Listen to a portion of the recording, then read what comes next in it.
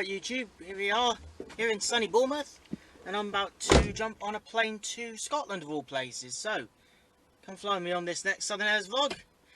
Matt and Mitch are a little tied up at the moment, so unfortunately it is just yours truly today. So stick along, hope you enjoyed the ride. easyJet launched 3 domestic UK routes out of Bournemouth this summer, and here we are on the inaugural Edinburgh flight, so hope you enjoyed this here SouthernAirs vlog.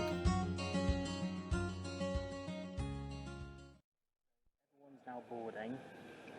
There's a huge queue of about 150 people, so I'm just going to wait a few minutes as I go through the boarding. I'm just going to walk on at the very end. See you in Edinburgh.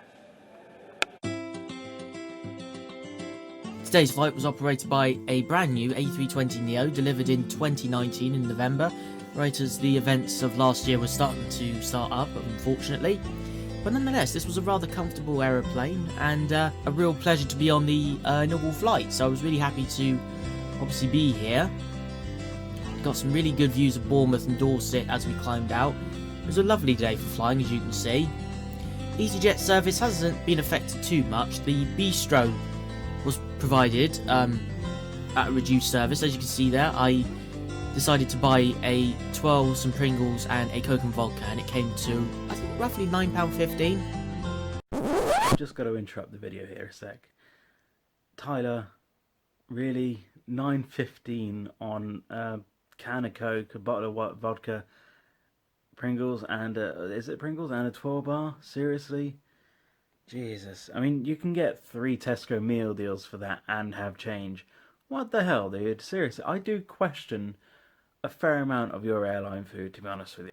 Yeah, it's a bit of real talk there from Banjoman. He does not like my food choices when it comes to aeroplanes, but then again, neither does the Barista. Either way, as you can see, we're coming into Edinburgh Airport. Nice morning to arrive. Got the Forth Bridge there in the background as well, you can just about see. It's a pretty quick flight in and out, with obviously Bournemouth being a regional airport, and Edinburgh was really quiet, obviously, with the lack of services, especially on the international front. It was a lovely day for flying, and I was looking forward to the flight back that evening as well. I didn't have time to leave the airport. I was literally going to be spending 4 hours airside in the terminal building. Not every day you get to do that, but I knew I'd be heading back to Edinburgh very soon anyway, so I wasn't too worried. So I've made it to Edinburgh Airport. As you can see, it is really, really dead at the moment. I've got 4 hours to my next flight, and there's only about 3 or 4 planes in between.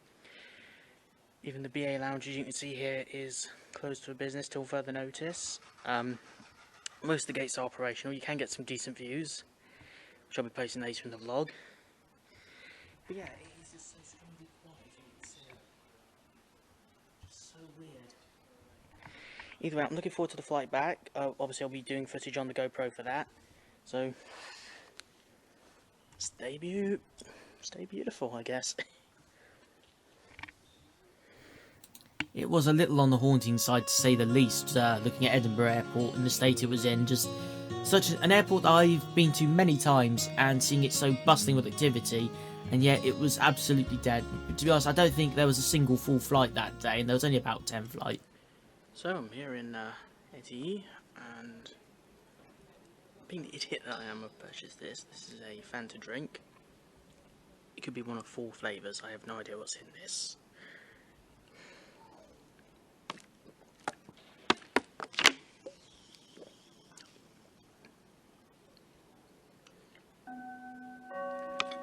Last call for the remaining passengers of Loganair departure to Lisbon, flight number 6461. Tastes like a very, very poorly made citrus drink. Última chamada para os passageiros em falta no voo Ryanair. I think bleach tastes better than this, to be honest. Interesting fact, in the time it took for me to do my last trip, which was Newcastle in August 2020, up to this little day trip here in May 2019, I was grounded for so long that in the same time frame, a woman could conceive, carry and give birth to a child in that time. How's that for perspective? 9 whole months. But yeah, there was only about 10 flights that day in that Edinburgh, and the time I was there was probably about 6 or 7 domestic flights within the UK, and the rest obviously being international, but considering there was only 4 international flights compared to 6 domestic flights. It just shows how the events of last year are still rippling through the aviation and travel sector at the moment. As you can see, there's my ERJ, a Loganair Edinburgh regional jet, here to take me home. This plane's actually named Clan McCritchie, of all things. Okay, so they've just announced boarding. Yeah, they've just announced boarding, so I'll be going soon.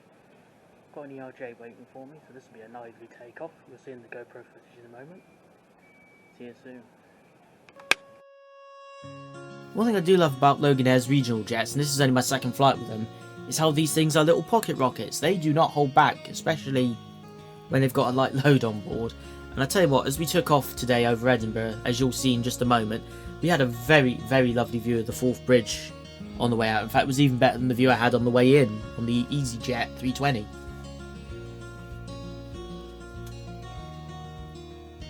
I mean, I know this footage is sped up, but you can get an idea of what this thing's like already. If you want a full unedited takeoff, you know where to go.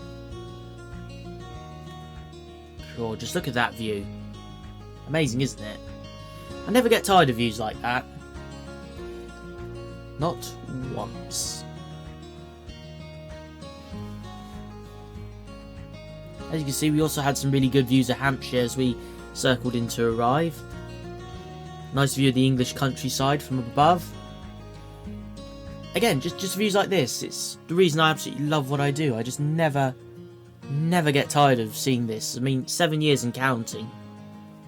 I mean, wow.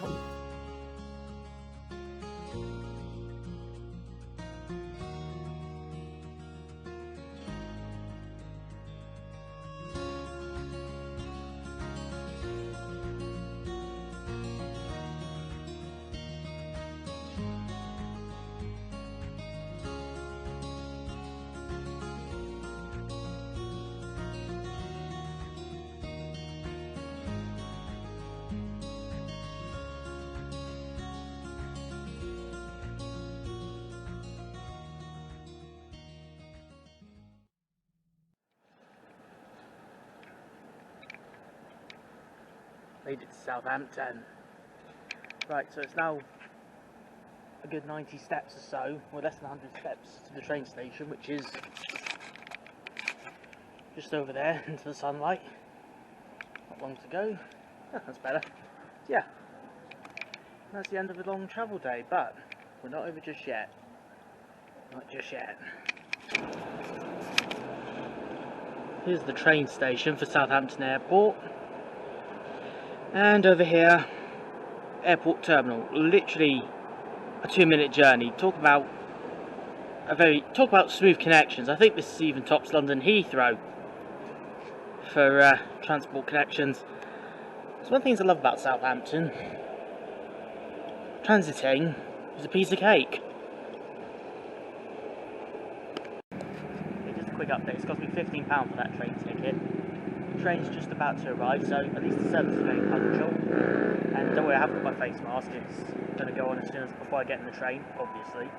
So I booked a ticket to Bournemouth, but I can actually get off at Folkestone, stop before and save a load of walking. So that's an added bonus.